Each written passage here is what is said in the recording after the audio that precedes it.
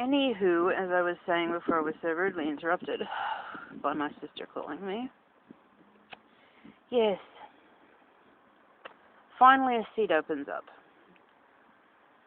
So I sit on it. And by sit on it, I mean put one ass cheek on it, because I could fit my whole bum on it, but then I'd be squishing the woman in the other seat near the window. And the aisle's still full of people, so it's not like my leg is sticking out in the middle of nowhere. Anyway, 2 more stops, people get off. A guy is eyeing an empty seat on the aisle just behind me. He looks at the seat, he looks at my leg, which is in the aisle. I pull my leg in as far as I can without sitting on the woman next to me. He looks me up and down like he's, with a look on his face like he's smelling shit. His lip is curled, his nose is wrinkled, he looks as though he's about to vomit.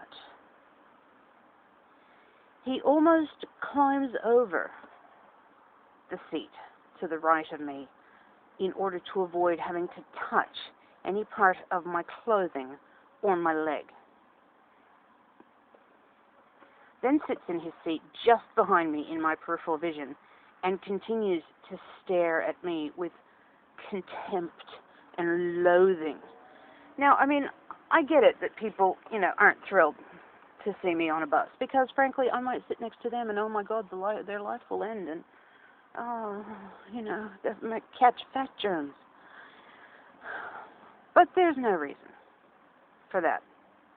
There is no reason to treat another human being as if they are worse than something you stepped on. And by the time I got off the bus, I was very upset. I really want to go and fucking eat a lot right now. But that will just compound the problem. So I am trying to convince myself that that's not a good idea. Myself is not convinced and still wants to go and do that.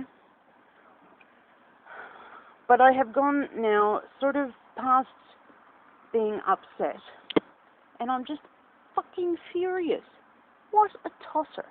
What a complete tosser. I hate him.